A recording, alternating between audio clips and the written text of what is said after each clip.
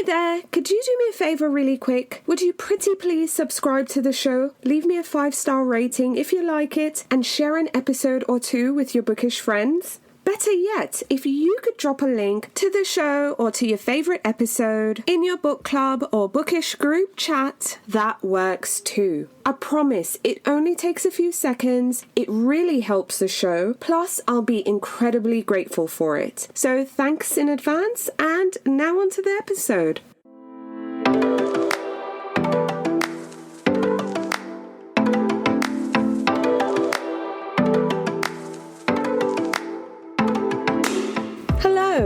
I'm Victoria from Biblio Lifestyle, and you're listening to the Reader's Couch podcast, the show that will help you bridge the gap between living a full and busy life to one where you're reading, learning new things, and having fun. Today on the couch, I'm so excited to welcome author Tembe Denton-Hurst to talk about her debut novel, Homebodies. Homebodies shares the experiences of the main character Mickey as she navigates casual racism in the workplace, the personal cost of speaking truth to power, and her journey of self-discovery. Now, in this episode, Tembe and I talk about so many things, from her inspiration to write this novel, her background in media, and the sustainability of the changes that emerged from all the conversations of 2020. Tembe also shares some book recommendations, a bunch of indie bookstores worth visiting, her upcoming projects, and lots more. So, let's get into the episode, because I can't wait for you to listen to my chat with author Tembe Denton-Hurst. Hi readers, welcome again to the Reader's Couch. I'm your host, Victoria Wood, and here on the couch with me is a book-obsessed beauty and culture writer. But she's here on the couch with me to talk about her debut novel, Homebodies. Please welcome to the couch, Tembe Denton-Hurst. Hi, Tembe. Hi, how are you? I'm doing well. I'm so excited to have you here. Can't wait to talk about Homebodies. But before we get into it, how are you feeling? It's your debut. How excited are you? I'm excited. It's crazy for it to finally be in the world after all the writing and editing and everything like that. So it's been really cool to see everyone's responses and just be on the other side of it. Absolutely. And in time, I'm sure you'll see more feedback, more responses, more reviews, and just hearing more from readers themselves. But I want them to hear straight from you. Tell us about your book, Homebodies, and what can readers expect when they pick up your book? Yeah, so I like to think of it as a second coming of age story about my character, Mickey, who loses her job and then pens this letter into the universe about the things that she's faced at her job and all of the things that she's been through. And it nothing happens to it once she puts it out into the world. And then she goes home and there's, all the things that she deals with there. And I really wanted to explore in the book the personal cost of speaking truth to power, as well as untying your, how to undo your identity from work and how to do that when that's forcibly taken away from you. So those were the main things I was thinking about when I was writing. Absolutely. So let's get into Mickey a bit more. Mm-hmm. Mickey is the main character. She's a writer for a magazine called Wave, and she's really disappointed by her supervisor just being really dismissive towards her ideas. At least that's how I received it. Mm-hmm. And eventually, she gets let go from the job. It doesn't help that she has a fight with her long-term girlfriend. And like you said, she posts this letter online, nothing much really happens. She goes home to Maryland. Well, I really want you to just share a bit about Mickey and her experiences at work and just everything going on before she's let go and before she goes home to Maryland. Yeah, so before she's leaving, like you said, she's frustrated with the dismissiveness and a lot of the, casual racism she experiences in the workplace. A lot of things that are, to the naked eye might not seem so problematic. If they seem a little problematic, but they are ultimately deniable. If she was to bring it up, then, someone might be like, oh, well, maybe she meant it like this and maybe she meant it like that. And so that's slowly driving her a bit crazy. And then she's also inside of a relationship with someone who, they've been pretty stable, but they've never faced this kind of adversity before. And Mickey's ultimately going through this big period of growth. And that growth is not it's not normal for them as a couple. And it's the first time that they're facing one person in that relationship making a big internal shift, and it ultimately destabilizes the relationship that they have. Right, absolutely. I mean, reading this book and reading Mickey, I saw so much of myself in Mickey. Mm. And I'm really curious on your take on this. I think as a Black woman reading this book, and it's a book about a Black woman as well, it's easy to, like you said, things happen. And when you speak up, it can just be dismissed as, no, you're overthinking, you're overreacting. But we live in a world today where there's social media, and we live in a culture, I feel, where folks might say, well, why don't you speak up? Why aren't you more forceful? Why are you making yourself smaller to kind of appease other people? So in a world and culture today where everyone expects an immediate response, where everyone expects, well, when you are experiencing, micro, macro aggressions, just anything off, and they're baffled when you say, well, it's not that easy. And when you say things, you don't always get the response that, you might feel. What would you say to a person who is looking in and they're not able to grasp this experience? Yeah, I would say, I mean, to your point, when you were saying about, why don't you push? I think it's because when you do push, sometimes the pushback, there's a lot of pushback, or there's silence, which is what Mickey experiences. And for anyone who doesn't really have a sense of what that experience must look like and feel like, I would say, it's really important to also contextualize Mickey's experience as a Black woman. She's coming from like a lineage of people who have been told in some ways, like, either you're not good enough, you should be grateful to be here, do you even deserve to be here? So that's also at play. And so you have to consider that, like, yes, this is about one Black girl living in New York and in this experience, but she's also carrying the weight of all of that information into every room that she's going into. And it's informing her whether she's aware of it or not. And, part of making ourselves small is, we're contending with this idea of, like, do I even deserve to be in the space that I'm in? Or, like, I know that I'm brilliant. I know I should be taking up more space, but then understanding too that it's such a precarious position as well. Like, bringing your whole self to work could not be looked at, looked at fondly. Like, people could look at you and say, oh, you are actually the embodiment of everything negative I've ever thought about a Black woman. And even if that's not what they're thinking, you even having knowledge of that can impact the way that you show up at work. You trying to police yourself and also manage other people's perception of you while also just trying to do a good job, while also trying to achieve, while also trying to have ambition in the workplace. It's a very, very difficult psychological space to be operating from. And so if people wonder why we don't speak up, it's because, it feels like we're risking a lot when we do. Absolutely. And I feel Homebodies really dives into that risk, and it shows you what can or cannot happen. It really does a good job of giving us both sides of the divide. And I love that you mentioned Mickey's lineage and her family, and also carrying their experiences, because then now when Mickey goes home to Maryland, it's a whole other experience. There's just a lot going on with the family dynamic. So if you don't mind, just, speak a bit to Mickey's family and her going back home to Maryland before the whole big blow up.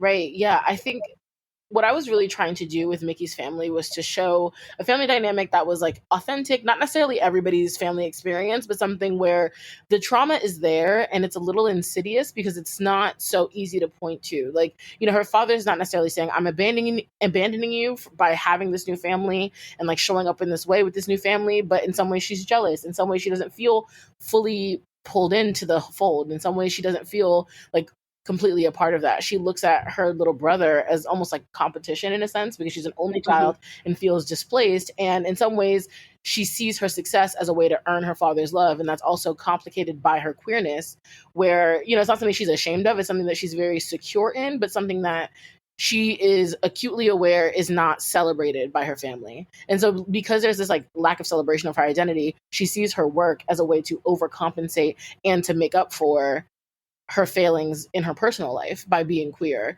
And it's not that she's, I think she is comfortable in her skin, but because she cares about the thoughts and opinions of the people around her, having that job as sort of a suit of armor to protect the other parts of herself that she understands to be vulnerable, losing that, she just feels completely naked. And in her family dynamic, where there isn't much that they talk about, I mean, even there's a section in the book where it's like a flashback, and it's her mom leaving, and her father never really talk about that. He just kind of leaves her to her own devices. Her mother is gone, and she kind of has to mother herself, and looks to a different character in the book to kind of fill in some of the gaps that were left by her mother's absence, and nobody was checking on her emotionally. So she's learned to fend for herself in a lot of ways. And so as she's getting older and evolving, those dynamics are still staying the same. And I think that, no matter how old we get, sometimes in the presence of our parents, we still feel like little kids. And because there wasn't a lot of honoring of her emotions as a teen, she carries that with her. And her evolving in her queerness, I think, to me, it made sense that her reasoning was why her job was so tied up in her sense of self-worth when she wasn't validated emotionally as a young person. Yep. Wasn't validated to begin with. Absolutely. Now, Mickey's life, there's this whole twist when the industry itself has this whole reckoning, about the exploitation of Black employees, racism, all these different things, which, apparently to some of these folks, it's brand new. So now her letter, there's a big spotlight placed on her letter. And all of a sudden now folks are paying attention to what she had to say. Whereas before it was just, it's out there in the internet. That's it, the end. How do things change for Mickey now that this spotlight is on her, which is kind of reckoning with what we were dealing with in 2020. And because of the pandemic, now everyone's paying attention because we're all home essentially. So now everyone's paying attention to Mickey as well and what she has to say and her experiences. And it also changes her as well. If you don't mind, tell us about that part. Yeah, I think it was really important for me to have the letter not go anywhere in the beginning because it kind of represents the death of Mickey's ego in a lot of ways, and also affirming for her that this industry is never really going to love her back. When the letter does finally go viral towards the back part of the book, she's in a different place emotionally. She's been stripped down, and I think she has to now, she's really asking the questions of what was this system that I was so beholden to? And with the knowledge of with knowing that it's fickle and that it can't love me back, what does it mean for me to return to that? What does it mean for me to continue to pursue that? She's asking bigger questions around, she's starting to understand that she tied her self-worth to this, and then because it's like, now it's finally come back around to validate her. She has to decide if she is willing to accept that and if she's willing to engage in that and if, it's still going to fulfill her. And that was the bigger question that I wanted Mickey to grapple with. And that's how she's different at that point. And I think it's something for all of us to consider in a way. Like, what does it mean to be seeking, identity or seeking validation from systems that were not designed for us? And, it doesn't happen for everyone all at once. And there's no real sustainable, lasting change. Even when Mickey's letter blows up, it's like everyone's talking about it, but it doesn't necessarily mean that there's a real systemic difference, which is what we saw in 2020. And I was writing this during the pandemic, and so that definitely was a point of inspiration for me, just seeing the way that everyone was collectively now willing to discuss things that had previously been seen as taboo. But for Mickey, she's kind of discussing that in a vacuum and in a bubble in a way that people weren't ready for just yet. The book is taking place in 2019, so it's a pre-pandemic situation. And I think we can look back on it now and be like, well, yes, people talk freely about issues in the workplace, but pre the pandemic, pre-George Floyd, that wasn't something people were comfortable with doing. So she really had to go through that in a lot of ways alone. In a way, even though we all felt supported, I think pre 2020, those conversations would by and large be met with silence or, a few people being like, yeah, girl, I feel that. But on the public stage, there wasn't a lot of people, no one was really backing each other up when people would say that. Absolutely. It's not sustainable. And I think that's the main question that Mickey is asking. And I find it just so, incredibly timely that the book is coming out now. It's 2023. And, how sustainable were all those announcements, conversations, just everything that that was happening in 2020. I mean, where are they today? I'm so grateful your book is here. I think it's a great just examination of, media, culture, race, but most importantly, this young woman at the center trying to make her way into the world, and, you know, be true to herself and her experiences and acceptance and stuff. But I'm curious, you mentioned you were writing this in 2020. You do have a background in media, you know, you are a writer for publications. Did this inform your decision to pen Homebodies? I mean, what was the inspiration for this book? What was the initial, I guess, seed for this one? Yeah. Well, to answer your first question, definitely a huge inspiration. I like to say that, you know, my experience is the research. I've been in all of these rooms and I've witnessed these things. And so for me, it was really easy for me to put that to paper. I was inspired. Well, I actually got laid off in 2019. And for me, I didn't pull a Mickey. Like, I didn't write any crazy manifesto or, like, you know, post it to the internet or any of those things. I just started working again. Like, I started freelancing the next day and got a new job in 6 weeks and just fell right back into place and was in a new seat. And I think that, you know, that was great for me and my financial stability. But, you know, the mental health toll of being laid off was still very real. Even though it wasn't for a really long time, even though it wasn't very drawn out for me, it was still this idea of this thing that I worked really hard for can be taken away. And so I really wanted to explore that. And that concept really became very interesting to me. And it was the beginning, that was kind of the seed that was planted. I didn't really know how deeply the seed was planted until I was in a writing workshop and I needed to turn something in. And this is just kind of the first thing that came out. The first scene that I wrote was actually the grocery store scene where she runs into tea and she's back home. Because being laid off, I had to also examine my relationship to work. Why losing my job felt so devastating to me outside of just like the precarity of finances, like, because I knew that that wasn't just it. I knew that it wasn't just, oh, like, how am I going to pay my rent? Because I got severance, so it wasn't a question of that. You know, it wasn't a question of, and I knew I could work again, so it wasn't a question of that. But like, why did it speak so deeply to me that, like, being let go from this job? And so, in my own self exploration, I was like, this would be I think it would be interesting to see this journey, this like mental thing, this mental step that I walked myself through, play itself out on a page, like with a different character and doing, like, going through her own things. So that was really the point of inspiration for me. And I realized too that because of all of the spaces that Mickey sits in, all of her intersections, being Black, being queer, being plus size, working in media, like all the different positions that she sits in, I think that there are going to be some people who read the book and like want it to kind of, I think, say something about all of those things. And I think it does, probably. But really, it's an examination of her life. And she just happens to be in a very politicized and kind like a politicized identity, you know? But I'm like, I never kind of sought to make a point. I was like, I just really wanted to explore this idea of finding oneself. It just happens to be that when you're a Black woman finding yourself, you have to move through all of these other systems in order to get there. Like, it's not so clean. You can't just, like, you know, go sit on a dock and like sitting at the dock in the bay and just like passing time and thinking about things and just like having a reflection and then, oh, it all suddenly clicks into place. Like, for us as Black women, we have to, I think, fight through so many things that have been placed upon us. And so Mickey has to do that too as a result of her identity. Absolutely, absolutely. It's not something that you want to have to go through. It's just that's how the society is and that's how the institutions are set up, because the truth is they weren't really made with us in mind, especially in the beginning.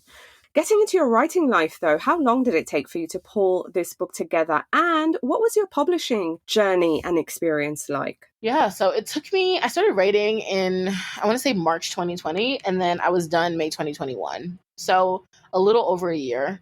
And then someone asked me recently, like, how did you know the book was finished? And I was like, I didn't. I just got tired of writing it. So I just like stopped it and I sent it to one of my friends who's an editor. And at the time she was an editor at HarperCollins, though she didn't end up being my editor for the book. And we were friends from college. Like, we went to the same college and we had become friends like later on. And I was like, what do you think? Like, do you think it's ready? Because for me, like, even though like I'm in media, I'm not in publishing, so it's like feels like a very far away world to me. And so I was like, I don't know anything about writing a book. I'm just gonna do this thing. And so for me, she was like the master authority in this. If she said it is not done, then I would have been like, all right, I got to keep doing it. If she said it was done, you should submit it, I was like, all right, cool, I can definitely submit this. for me, she said, it's done. I think you're fine. Like, I think you can definitely get an agent with what you have here. So I said, okay, great. And so I started querying agents. I think I queried about 12 or 13, maybe. Mm-hmm. Or maybe 15. 8 asked for the full manuscript, and then 2 offered me offers of representation.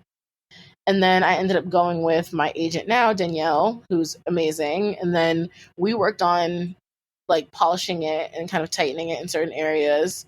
And we did that for maybe like 3 or 4 months. And then January of 2022, we went out on submission, and the book sold in like 10 days, went to auction. It was cool. Like, it was exciting. Like, that whole process. I remember I was like in the nail salon, like waiting, like looking at my email, refreshing my email frantically, like waiting to see what offers were coming through.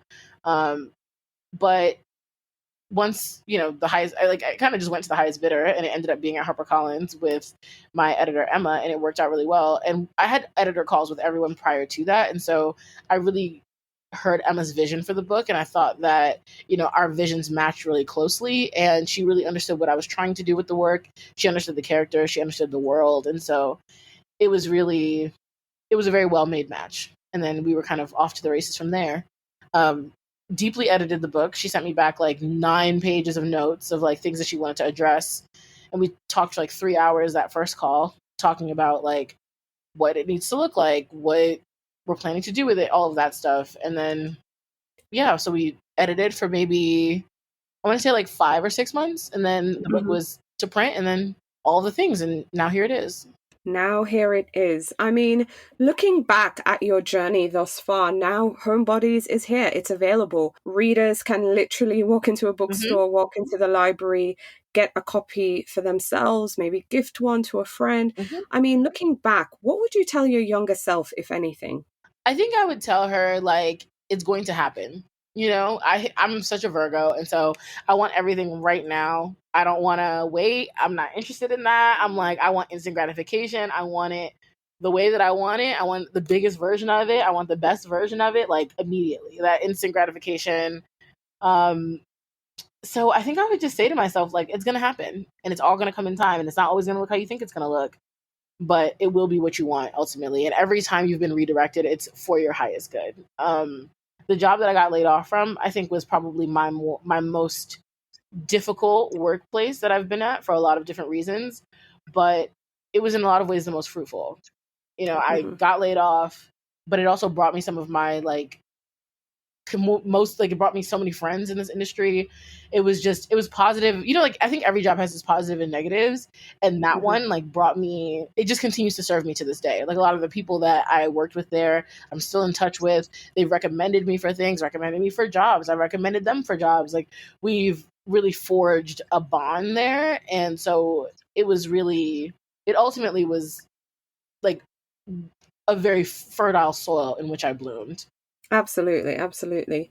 And I hate to do this because I want you to enjoy Homebodies being out there in the world and, just getting all the feedback. But I'm curious. I want to know, are you working on any other long form projects, any other novels, collections, anything? What can you tell me? Yeah, I'm working on another novel, and I'm kind of working on 2 novels at once, because one is it's a little darker, a little sad, a little bit more like just contemplative in a way. I think I'm always going to have some level of levity and humor, because that's just like, I think, my style, but it's dealing with a lot of like emotions. And I really start every project, I'm realizing, with like the emotional center and understanding the character's motivations. Like, that's the beginning. Like, before I understand, first thing I have is like an idea, and I understand like rough sketching of the plot, what the point I want to make is, and like what I'm interested in exploring. And like, it's usually like a sentence that I'm like, like, what if X, Y, and Z? So from there, I kind of let that percolate. I'll think about like a beginning, middle, and end, roughly. And then the characters start to take shape. And that's probably the longest process for me, is like me getting to know my characters. And so the project that I'm working on now, like, I'm just like deep in one of my characters' backstory at the moment. Like, I'm like writing scenes about her childhood, the things that she's been through, like her life with her father, her mother. Like, I'm just deep into that, and it's very emotional. And because I know how it's going to end, it's like it's very emotionally taxing in a way. And so I'm cheating on that project, and I want to write a romance, because I think that would be really fun.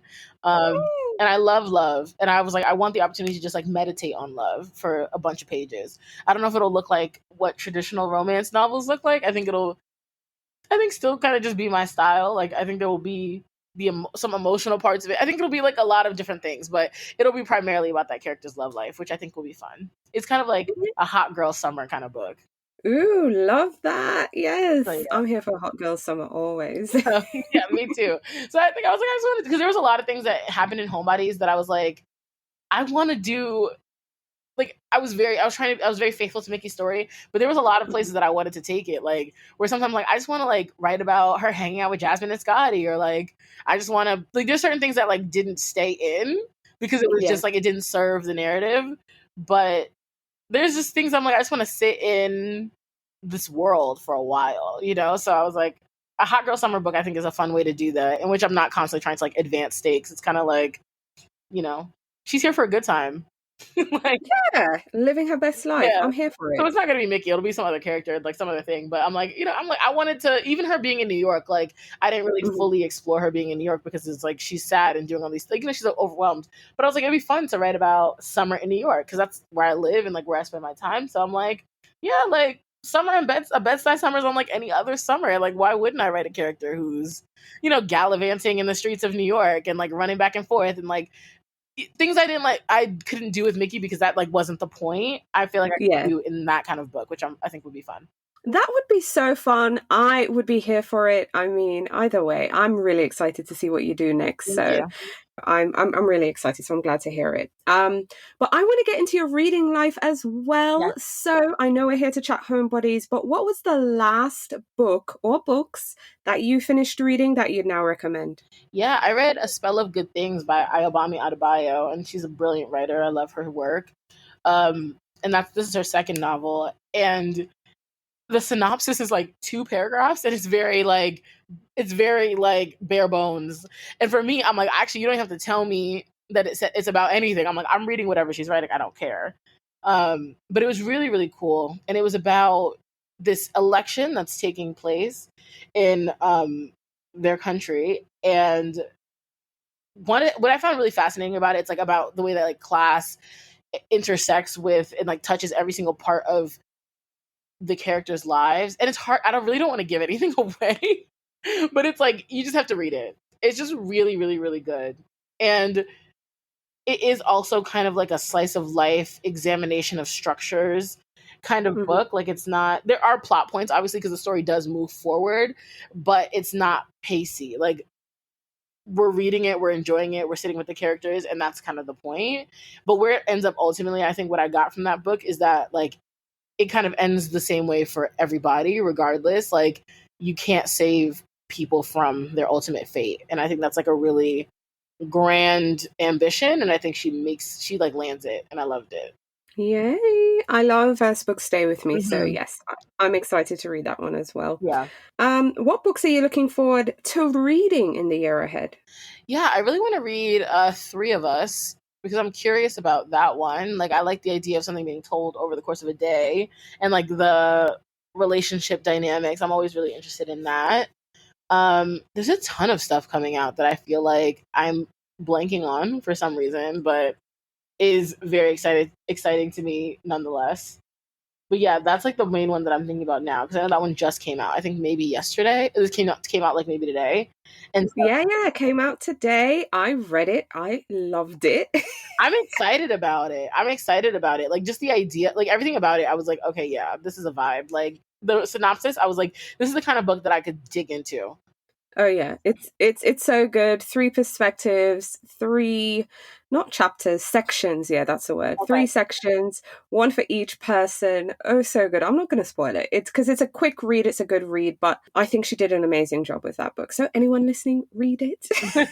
Okay, I'll definitely read that one. Awesome.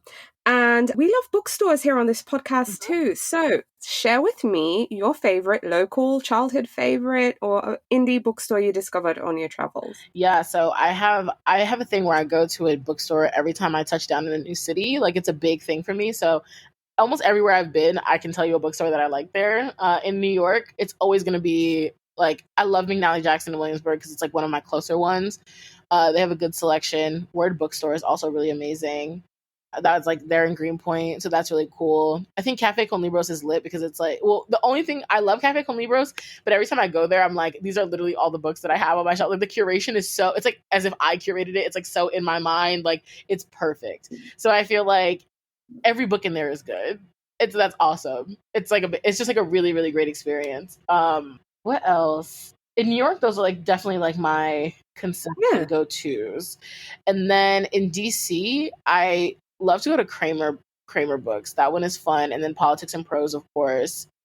In LA, there's Reparations Club, which is so cool. Just like maybe one of the coolest bookstores in the world. And then Skylight Books there is really great. And then when I was in Seattle recently, I went to Elliott Bay Books, and that's probably my favorite bookstore I've ever been to in my entire life. Like the curation is insane. They have everything. I'm like, I don't know how you guys have everything. It's beautiful. It's massive. There's wood everywhere. There's skylights. There's a cafe. There's an upstairs with all these art books. Like they just really, it's for the readers. You know, I'm like, I would go back to Seattle just to go back to there. And then they also have this other bookstore in Seattle. I think it's called Left Bank Books. I think that's what it's called. And it's really cool because it's like worker owned and operated, and it's really interesting to see like they're a collective of people owning a bookstore, which I really, really love. And they also have these like really, really affordable posters that are really, really cool. I bought a bunch and like gifted them to friends as well. They're like $5 a poster. So yeah, those are like the ones that I think of. Oh, and then there's this other bookstore in Miami called Paradis, and it's like low-key very out the way. Like when we went out there, we were in an Uber in Miami, and I was like, where are you taking us? We're in the outskirts. But once you get there, it's really cool. It's like a bookstore and also a pizza shop, and they have a lot of like social justice books, and just it's really, really cool. Definitely a visit. They also have a really cool outdoor patio. So yeah, that's my bookstore list. Love it. Amazing. Thanks for sharing. So getting back to Homebodies and kind of just wrapping things up, I know you've written the book, you've done your job, it's out there to the world, it's ours now, but in an ideal world, you know, what are you hoping readers might think or feel after they've turned the last page? Yeah, I think I've gotten some feedback so far that is like people have like it makes me feel like the goal has been achieved in a sense. Where people are saying like, I really needed this book right now, and like Mickey, I see myself in Mickey, and Mickey feels like me, and so many of these people feel like people that I know. And that was always my goal, is to write something that felt very true to life and something that people could see themselves. And when I said like it's for the girls who look and love like me, I really meant that. I wanted to write something that's really a love letter to Black women and a love letter to our humanity, and allowing that to exist in the pages. It was really important to me that Mickey wasn't this extraordinary character, that she's just a real person. And I wanted, you know, her to be able to be loved for being real and for not really being helpful and for not really working or performing. Like she's loved anyway. Everybody, even if it's not perfect, they do love her. And I think that that's important for people to be able to see that, like, even sometimes when you feel unlovable or you don't feel productive or you don't feel like everything that you think you need to have to be deserving of love as a Black woman, or just anyone, but like for Black women especially, like you can have none of those things and still be loved and still be adored by people. And I think that that was really what I wanted people to see in writing it. And I wanted to give Mickey that, and hopefully that would, you know, unlock some things for the reader as well. Absolutely. Tembe, thank you so much for coming on the show and speaking with me. It's been an absolute pleasure. Thank you for having me.